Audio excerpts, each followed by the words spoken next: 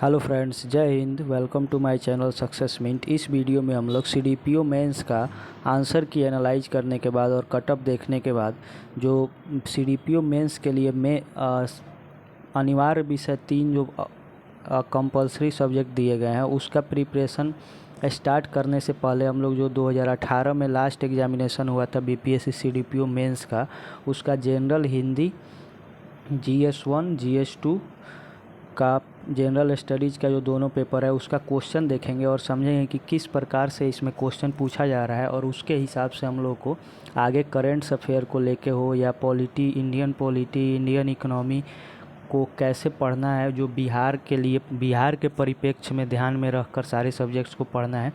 तो इस question analysis के बाद हम लोग को एक ओवर भी मिल जाएगा कि कैसे इसका आगे तैयारी करना है। तो सबसे पहले हम लोग इस क्वेश्चन को देख लेते हैं, उसके बाद हम लोग इन क्वेश्चंस का सॉल्यूशन भी देखेंगे और मेरे द्वारा मॉडल आंसर भी इसका प्रस्तुत किया जाएगा, जिसको आप लोग देख के समझ के आगे अपना तैयारी को जारी रख सकते हैं। तो चलिए इस वीडियो में अब हम लोग आगे क्वेश्चंस को देखते हैं। अगर हमारे चैनल पे आप नए हैं तो चैनल को सब्सक्राइब कर लें, ऐसे ही आगे हमारे साथ जुड़े रहने के लिए।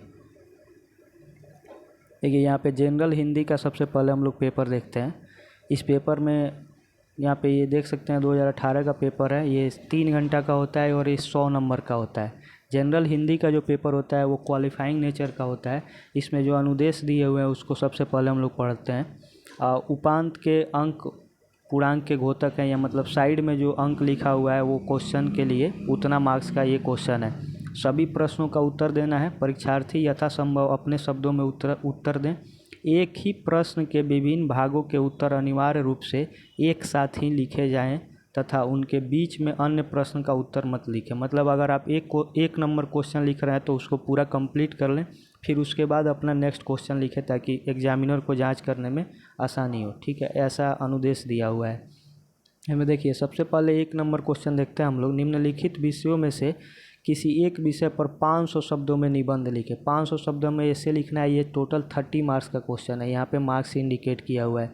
इसमें जो निबंध का शीर्षक दिया हुआ है उसमें मेरा गांव, जीवन में खेलों का महत्व, विद्यालय का उत्सव, ये जो इसका जो सिलेबस मैंने डिस्कस किया था कि मेंस में हिंदी का क्या सिलेबस है, तो उसमें लिखा हुआ था कि सेकेंडरी लेवल जो 12th लेवल का हिंदी हम लोग पढ़ते हैं, बिहार विद्यालय परीक्षा समिति ने जो सिलेबस को डिज़ाइन किया है उसी के अनुसार इसका हिंदी का एग्जामिनेशन होगा। तो ऐसा हम लोग यहाँ पे देख सकते हैं। कंप्यूटर आज की ज़रूरत, नैतिक मूल्यों में के उत्थान में शिक्षक की भूमिका, ये सब हम लोग पहले पढ़ चुके हैं। इन्हीं में से कोई एक 500 शब्दों में लिखना है ऐसे, जिसका 30 नंबर का ये क्वेश्चन है। फिर आगे इसका हम लोग 2 नंबर क्वेश्चन देखते हैं।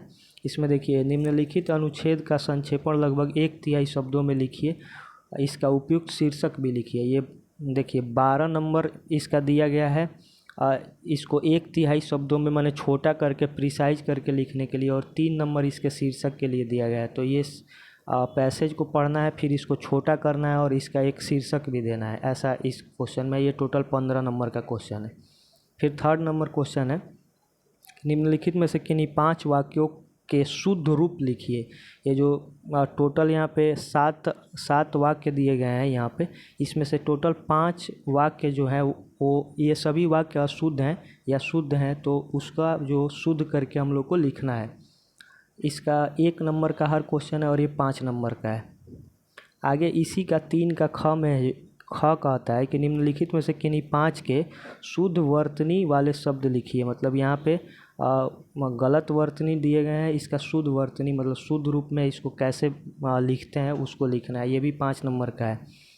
फिर 4 नंबर क्वेश्चन है। यहाँ पे थोड़ा ये पेपर अच्छे से स्कैन नहीं हो पाया था, इसलिए ये धुंधला दिख रहा होगा आप लोगों को, लेकिन मैं इसको प्रोनाउंस कर देता हूँ। देखिए निम्नलिखित मुहावरों या कहावतों में से किन्हीं 5 का अर्थ लिखकर इन्हें वाक्यों में प्रयुक्त कीजिए। मतलब यहाँ पे जो मुहावरे दिए गए हैं 7-8, उसमें से 5 ठो मुहावरों का अर्थ लिख के उससे एक वाक्य बनाना है। ये एक जो होगा इसमें ये 3 नंबर का होगा। टोटल मिला के ये 15 नंबर का क्वेश्चन है। इसमें 5वां नंबर क्वेश्चन है कि उच्चारण की दृष्टि से स्वरों और व्यंजनों में भेद बताइए। ये है 10 नंबर का क्वेश्चन है।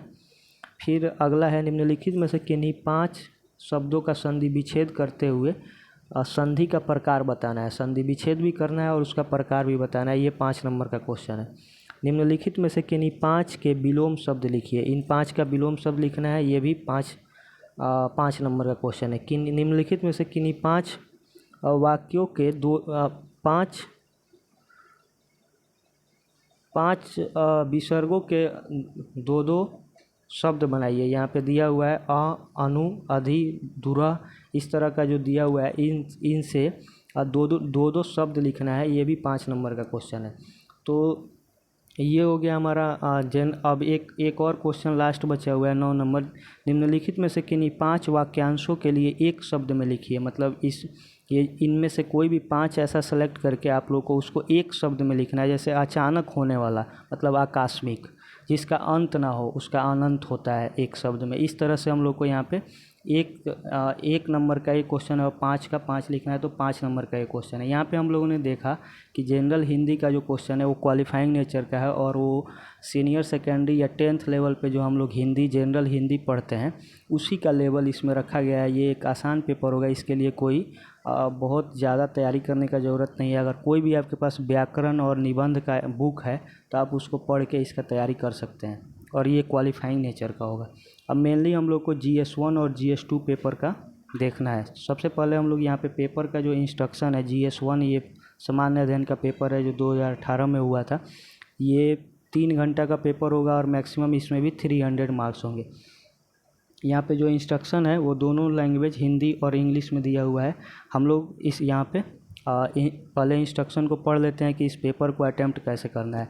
तो देखिए यहाँ पे हर क्वेश्चन के बगल में पहला कहता है कि आपका मार्क्स लिखा हुआ होगा 30 मार्क्स या 36 या जितना भी मार्क्स का क्वेश्चन होगा वो क्वेश्चन के बगल में मार्क्स लिखा हुआ होगा। अब मेन जो इंस्ट्रक्शन है कि खंड 1, खंड 2, प्रत्येक खंड 1 और खंड 2 से 3-3 क्वेश्चन बनाना है और खंड 3 से 2 क्वेश्चन बनाना है और टोटल हम लोग को 8 क्वेश्चन बनाना है। मतलब इस पेपर में 3 सेक्शन होंगे, सेक्शन 1, 2, 3। पहले जो 2 सेक्शन होंगे उससे 3-3 क्वेश्चन बनाना है और थर्ड जो सेक्शन होगा उससे 2 क्वेश्चन बनाना है। बाकी सब इंस्ट्रक्शन सेम है लगभग। परीक्षार्थी यथासंभव अपने शब्दों में उत्तर दें।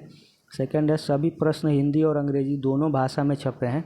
यदि हिंदी भाषा में कोई संदेह हो तो अंग्रेजी भाषा को प्रमाणिक माना जाएगा। मतलब अगर आपको हिंदी में प्रश्न समझने में कोई दिक्कत हो रहा है तो आप उसको एक बार इंग्लिश में पढ़ लें और समझ लें, क्योंकि इंग्लिश को ही ये प्रमाणिक मानेगा BPSC अगर कोई डिस्प्यूट होता है तो। अगला है, इसमें जो इंस्ट्रक्शन है, एक ही प्रश्न के विभिन्न खंडों के उत्तर अनिवार्य रूप से एक साथ ही लिखे जाएं तथा उनके बीच में कोई अन्य प्रश्न ना लिखे। वही जो जनरल हिंदी में जो इंस्ट्रक्शन था उसी इंस्ट्रक्शन को यहाँ पे भी लिखा गया है कि एक खंड का जब आप क्वेश्चन लिखना शुरू करें तो उसका 3 क्वेश्चन लिख लें, फिर सेकंड खंड को शुरू करें और उसमें बीच में इधर उधर क्वेश्चन ना करें। बस अब हम लोग इसका सेक्शन 1 देखते हैं और देखते हैं कि क्वेश्चन किस प्रकार से पूछा गया था।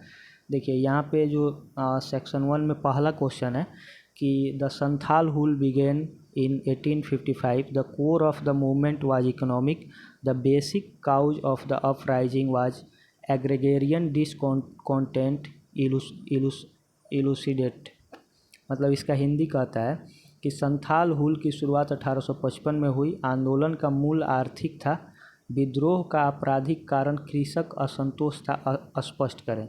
देखिए संथाल विद्रोह जो हुआ था उसी को संथाल हुल कहते हैं। हुल का जो हिंदी होता है वो जनजातीय शब्द है। इसका मतलब होता है कि बहुत बड़े पैमाने पे कोई विद्रोह। ये जो 1855 में सिद्धू कानू और चांद भैरव के द्वारा किया गया था, इसका जो मेन काउज था वो यहाँ पे इकोनॉमिक कारण था। जो कृषकों को उनका ज़मीन खुद लिया जा रहा था और दिकुओं को उसमें प्रवेश दिया जा रहा था। इस तरह से इसका जो आधारिक जो कारण था कृषक में असंतोष था, इसका हम लोग को एग्जामिन करना है और इसके बारे में चर्चा करना है। ये टोटल 38 नंबर का क्वेश्चन है। तो ये आप देख सकते हैं कि ऐसा क्वेश्चन BPSC मेंस में भी हर साल पूछा जाता है।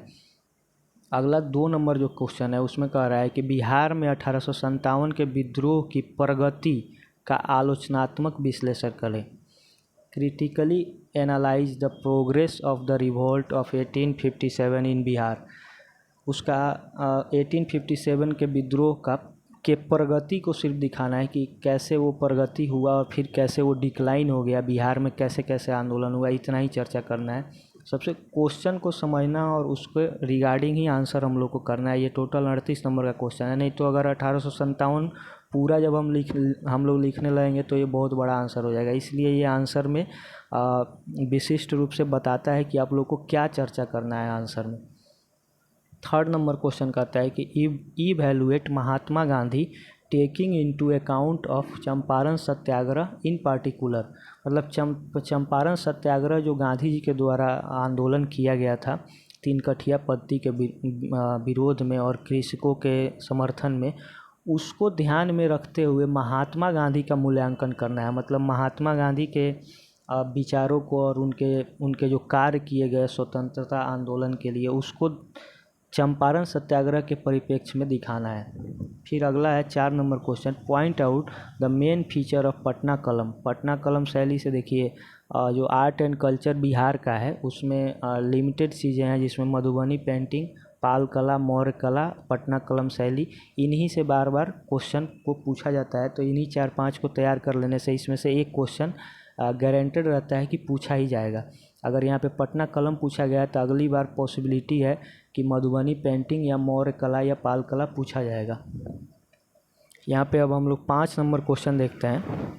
देखिए 5 नंबर क्वेश्चन कह रहा है कि स्वतंत्रता के लिए राष्ट्रीय संग्राम के दौरान बिहार में कृषक आंदोलन की प्रगति पर प्रकाश डालें। जो स्वतंत्रता आंदोलन जो शुरू हुआ था 1857 और उसके बाद से या उसके पहले जब ब्रिटिश एम्पायर यहाँ पे British east India company establish होता है और वहाँ से कैसे किसानों को प्रताड़ित किया जाता है, उसको पूरे मतलब कृषक आंदोलन को स्वतंत्रता और राष्ट्रीय संग्राम में बाद में स्वामी सहजानंद के द्वारा और यहाँ पे बिहार से जो किसान आंदोलन शुरू होते हैं उसके कैसे कैसे वो डेवलपमेंट हुआ उसमें और कैसे कैसे उसमें सफलताएं मिली हमारे राष्ट्रीय जो स्वतंत्रता सेनानी थे और कृषक आंदोलनकारी थे, जिसमें उसमें कार्यानंद, राहुल सांकृतान, ये लोग जो थे, राजेंद्र बाबू भी थे, जयप्रकाश नारायण भी थे, ये लोग को कैसे सफलता मिलता है उसके बारे में इसमें चर्चा करना है।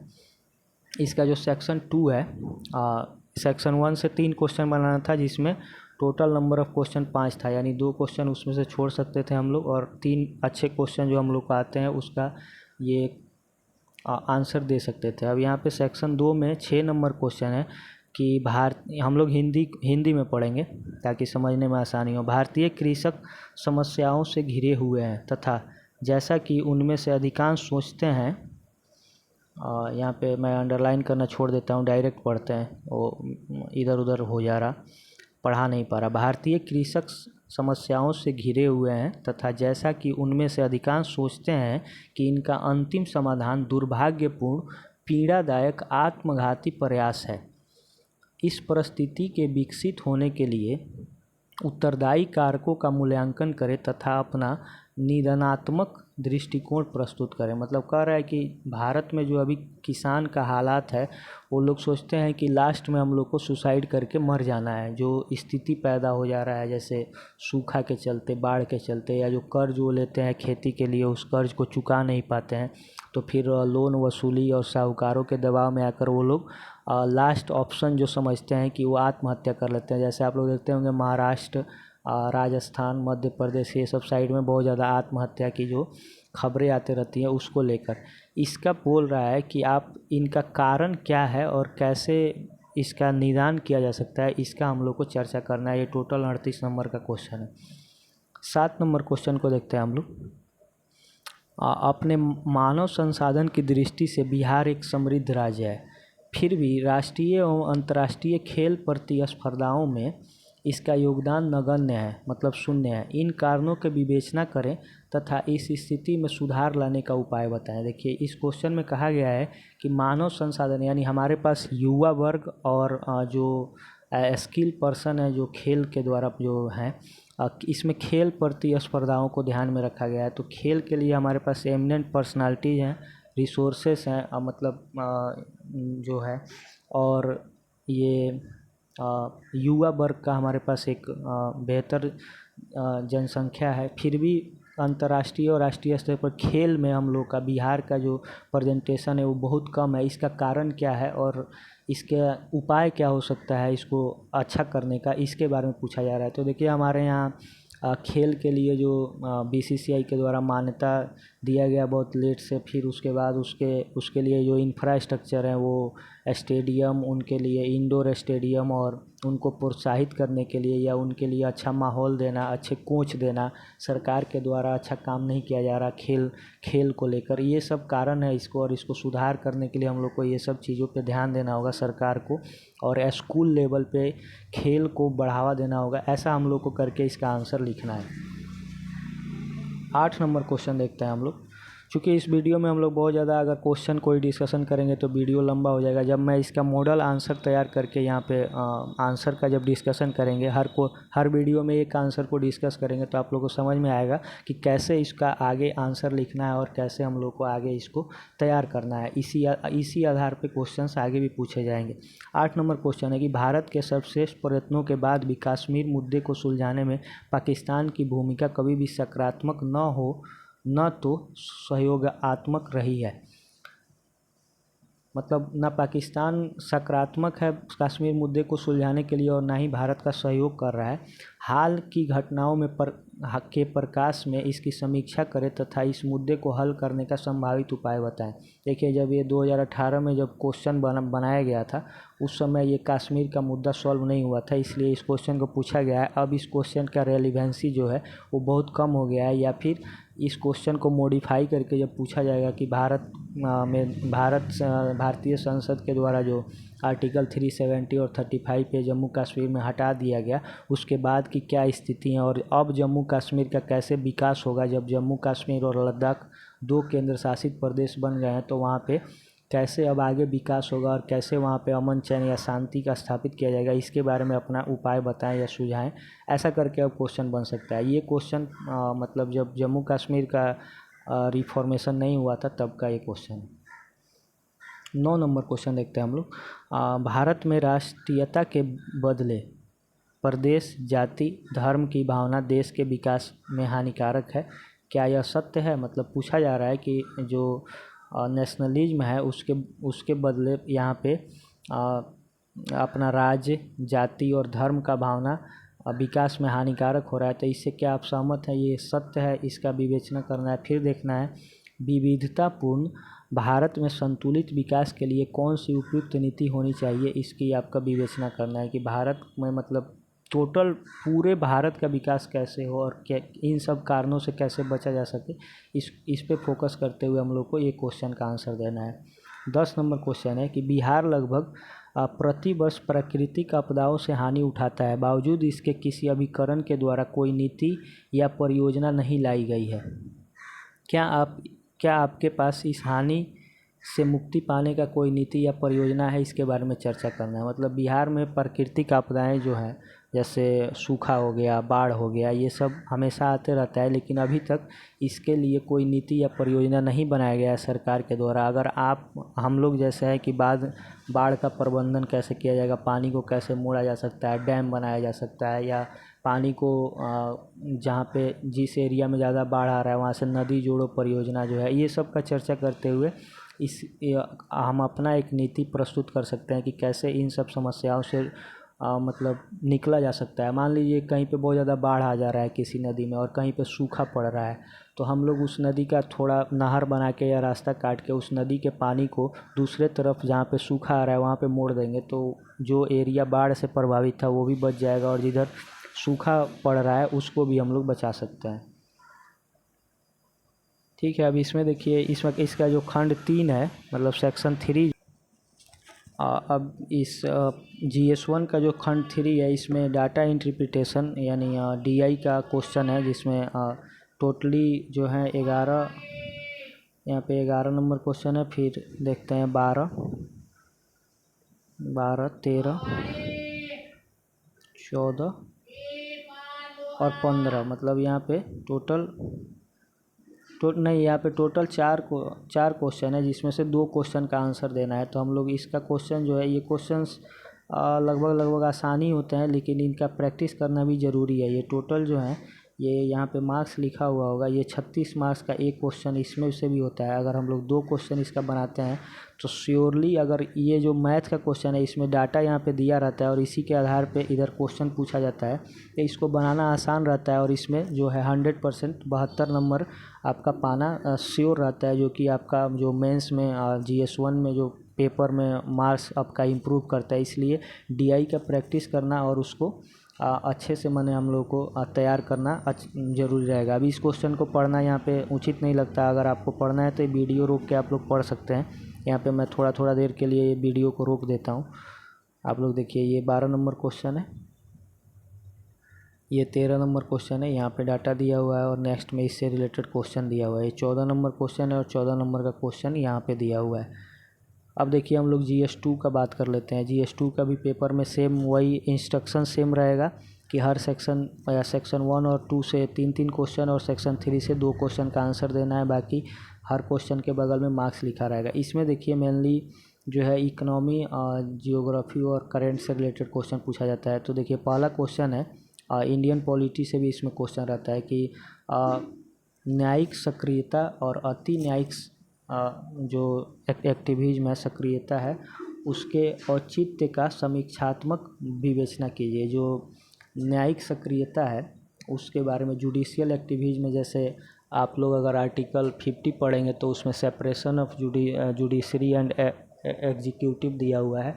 उसको उसके बाद जो न्यायालय है वो बार बार अगर किसी मुद्दे पर हस्तक्षेप करता है या जो संसद के द्वारा बिल बनाया जाता है उसमें अगर हस्तक्षेप करता है, जैसे अगर हम लोग पहले जब हम लोग बेसिक स्ट्रक्चर पढ़ते हैं या जब सुप्रीम कोर्ट पढ़ते हैं तो उसमें देखते हैं कि हम लोग जो सुप्रीम कोर्ट है वो जो केशवानंद भारती केस हो गया, गोलकनाथ केस हो गया या बेरूबाड़ी केस हो गया, इसमें हस्तक्षेप करने के बाद और जो संसद के द्वारा संशोधन किया जाता है उसको नगण्य करने का या उसको लिमिट करने का काम करता है, उसी को न्यायिक सक्रियता कहते हैं। और इसका जो है उस समय इसका जो समीक्षात्मक विवेचना करना है, इसको USA के से लिया गया है। USA में सबसे पहले इसको इंट्रोड्यूस किया गया था 1947 में। इस तरह से हम लोग को इसका आंसर लिखना है। इसके लिए मैं मॉडल आंसर तैयार करूँगा और आप लोग के साथ यहाँ पे डिस्कशन हम लोग करेंगे। सेकंड क्वेश्चन है कि what is clean India mission, मतलब स्वच्छ भारत मिशन क्या है, इसकी समुचित सफलता में आने वाली मुख्य बाधाओं की समीक्षा कीजिए। मतलब पहले स्वच्छ भारत मिशन को लिखना है कि ये क्या है, कब लॉन्च किया गया, कैसे ये इसका इम्प्लीमेंटेशन होगा और इसमें कौन कौन सी बाधाएं आ रही हैं, रुकावट कौन कौन सा है, उसका समीक्षा करना है। 3 नंबर ये करंट का क्वेश्चन है, ये करंट का क्वेश्चन माना जाएगा। और 3 नंबर क्वेश्चन देखते हैं हम लोग, विमुद्रीकरण का असंगठित खुदरा और कृषि जैसे विशेष क्षेत्रों पर पड़ने वाले तत्कालिक और दीर्घकालिक प्रभावों का विश्लेषण कीजिए। मतलब डिमोनेटाइजेशन जो उस समय 8 नवंबर 2016 को जो हुआ था उसका जो दीर्घकालिक प्रभाव पड़ा या तत्कालिक प्रभाव क्या पड़ा। जैसे लोगों को पैसे का कमी हुआ, बहुत सारे छोटे मोटे जो व्यवसायी थे वो लोग बंद हो गए और पैसा नहीं मिलने के कारण बहुत सारे इलाज में बाधाएं आई या जो भी, या उसका जो प्रभाव हुआ जैसे टेररिज्म का फंडिंग रोका गया और रोकने में सफलता मिली और जो जाली नोट चल रहे थे उसको प्रचलन से बाहर किया गया। ये सब मतलब इसका प्रभाव दिखाना है और इसमें चर्चा करना है। अब हम लोग 4 नंबर क्वेश्चन देख लेते हैं इसका। देखिए 4 नंबर क्वेश्चन है कि निजता का अधिकार जीवन के अधिकार का अतरंग भाग है, विवेचना कीजिए। जो राइट टू प्राइवेसी है ये आर्टिकल 21 में दिया गया है कि आप right to live, right to eat, ये सब की जो अधिकार है इसमें, इसी में एक राइट टू प्राइवेसी है। इस पे सुप्रीम कोर्ट का एक वर्डिक्ट आया था उस समय, उसमें डिफाइन किया गया था कि प्राइवेसी क्या क्या हो सकता है। जैसे कि आप मतलब किसी का पासवर्ड आप अपने, जैसे कोई 2 पति पत्नी हैं या फिर 2 कलीग हैं, 2 दोस्त हैं, उनमें कैसे प्राइवेसी को मेंटेन रखा जाएगा और इन सब के लिए क्या अधिकार है और क्या इसका भाग है। मतलब 21 में क्या क्या डिफाइन किया गया है। और राइट टू प्राइवेसी का जो एक केस चल रहा था उसका जो फैसला आया था उसको आधार बना के इसका क्वेश्चन पूछा गया और उसी के रिगार्डिंग इसको आंसर देना है। ये आर्टिकल 21 में डिफाइन किया गया है। इसका भी आंसर हम लोग देखेंगे। इसमें से 3 क्वेश्चन का आंसर देना था, इसमें टोटल 4 क्वेश्चन थे। अब हम लोग सेक्शन 2 देख लेते हैं। सेक्शन 2 में पूछता है कि कहता है कि मशीन जो है वो मनुष्यों को प्रतिस्थापित नहीं कर सकती। देश में शिक्षित और कुशल युवकों की बेरोजगारी कम करने हेतु भारत में श्रम प्रधान लघु स्तरीय और कुटीर उद्योगों को प्रोत्साहित करना आवश्यक है।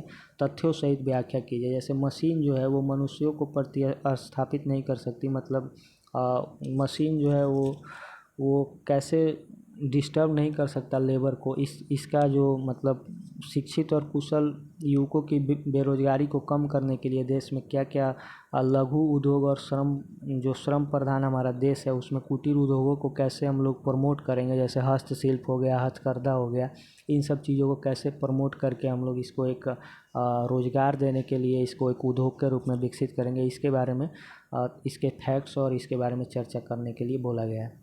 अगला क्वेश्चन देखते हैं। ये मतलब सेल्फ गवर्नमेंट और लोकल गवर्नमेंट जो होता है उसमें इसका चर्चा ज़्यादातर होता है, तो हम लोग इसमें गांव का एग्जांपल देके या शहरों में भी हम लोग हस्तशिल्प का उद्योग के रूप में मान्यता देके इसका प्रोत्साहन कर सकते हैं। तीसरा है विकेंद्रीकरण, डिसेंट्रलाइजेशन। देखिए ये स्वशासन से रिलेटेड है। डिसेंट्रलाइजेशन साधारणतः उद्योगों तथा विभिन्न स्थानों पर छितराव मात्र नहीं है, मतलब ये सिर्फ फैलाव मात्र नहीं है। थोड़े से लोगों के हाथों की उपेक्षा बहुत से लोगों के मध्य स्वामित्व का विकेंद्रीकरण भी आवश्यक है। ऐसा क्यों है और कैसे है, इसके बारे में चर्चा करना है। जब हम लोग डिसेंट्रलाइजेशन ऑफ इंडस्ट्री पढ़ेंगे तो उसमें ये क्वेश्चन कवर होगा या इसका भी हम लोग डिस्कशन करेंगे। 7 नंबर क्वेश्चन कहता है कि भारत में विकास योजनाएं प्रशासनिक आधारित राज्य इकाइयां न होकर भू आर्थिक क्षेत्रीय विशेषताओं पर आधारित होनी चाहिए, जिससे प्राकृतिक साधनों का अधिकतम उपयोग हो सके। क्या विशेष आर्थिक क्षेत्र नीति इस हेतु उपयुक्त है?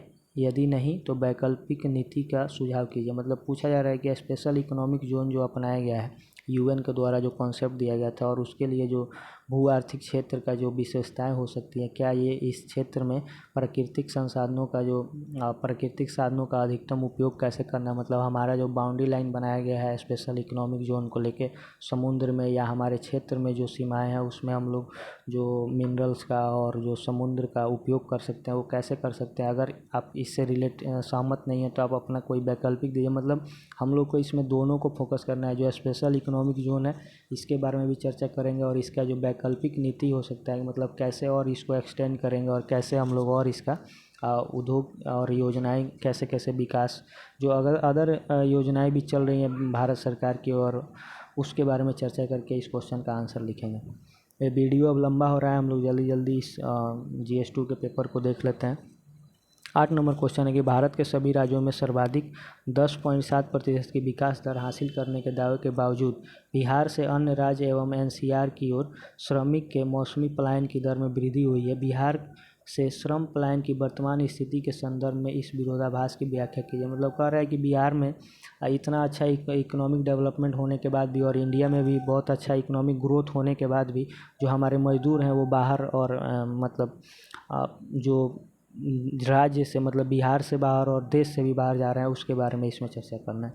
इसमें से भी ये सेक्शन 2 था, इससे भी हम लोग को 3 क्वेश्चन करना था। अब यहाँ पे सेक्शन 3 है, इसको हम लोग देख लेते हैं। 9 नंबर क्वेश्चन है, इसका हिंदी यहाँ पे है कि USA एवं चीन शिक्षा तथा सेना पर अधिक बजट खर्च करते हैं, क्या हमारे भारत को यह नीति अपनानी चाहिए? यदि हाँ, या तो हाँ या तो ना, इस पर उपयुक्त कारणों सहित तर्क दीजिए। मतलब आपको क्या लगता है कि USA और चीन जो है अपने शिक्षा और सेना पे बहुत ज़्यादा पैसा खर्च करता है, तो हम लोग को भी ऐसा करना चाहिए कि नहीं करना चाहिए? ये देखिए इंटरनेशनल रिलेशन का तो क्वेश्चन नहीं कहेंगे, लेकिन कंपैरिजन हो सकता है।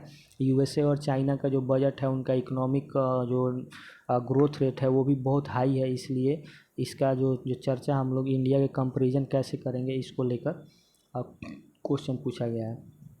10 नंबर क्वेश्चन कहता है कि अभी भी शोध घटक को भारत में स्थापित ब्रिटिश शिक्षा पद्धति के साथ जोड़ने की आवश्यकता है।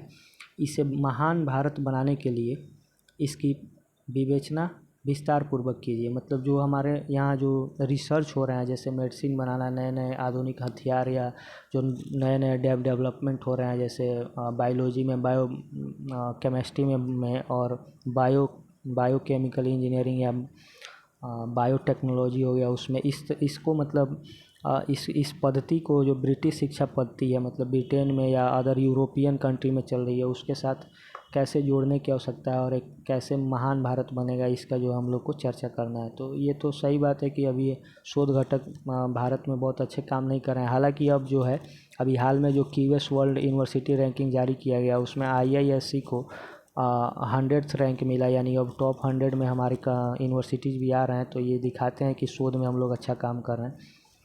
11 नंबर क्वेश्चन है कि किस तरह इलेक्ट्रॉनिक मीडिया हमारी नई पीढ़ी के सामाजिक जीवन स्तर व स्वास्थ्य को हानि पहुंचाता है। मोबाइल के सामने बच्चे अपने माता पिता को खो देते हैं। उपयुक्त उदाहरणों के साथ वर्णन किया। मतलब इलेक्ट्रॉनिक मीडिया जो अभी सोशल मीडिया चल रहा है, मोबाइल चल रहा है, लैपटॉप और जो गैजेट्स बहुत ज़्यादा आ गए हैं, ये कैसे हमारे जीवन को क्षति पहुंचा रहा है और हमको अपनों से दूर कर रहा है, इसके बारे में चर्चा करना है। इसका GS2 का लास्ट क्वेश्चन है कि आप बिहार राज्य को भारत की गुणवत्ता श्रेणी में कहाँ रखते हैं। बिहार राज्य में भ्रष्टाचार को कम करने तथा सुरक्षा व्यवस्था को सुधारने की सरकारी नीतियों की विवेचना कीजिए। ये देखिए बिहार से रिलेटेड क्वेश्चन है। इसमें मेनली भ्रष्टाचार को और सुरक्षा व्यवस्था को ध्यान में रखते हुए बिहार का जो क्या पोजीशन है अभी इंडिया के रिगार्डिंग, इसको हम लोग को इंडिया में अदर स्टेट्स और इंडिया एक देश है उससे कंपेयर करके देखना है और अपना आंसर देखना है कि इसमें क्या सरकारी नीतियाँ हो सकती है और उसमें सुधार क्या किया जा सकता है। तो इस वीडियो में हम लोगों ने देखा हिंदी GS1 GS2 का पेपर हम लोगों ने समझा।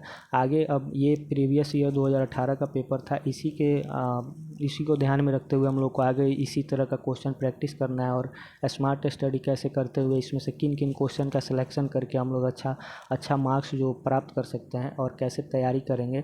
मेरे द्वारा भी मॉडल आंसर जो प्रस्तुत किया जाएगा उसको देखते हुए हम लोग आगे इसमें तैयारी करेंगे। अगर आप हमारे इस चैनल पर नए हैं सक्सेस मिनट पे, तो चैनल को सब्सक्राइब कर लें और हमारे साथ जुड़े रहें। BPSC prelims re examination, BPSC CDPO mains and other upcoming examinations के लिए हमारे द्वारा ऐसे ही वीडियो प्रस्तुत किया जाता रहेगा। Thank you for watching. जय हिंद।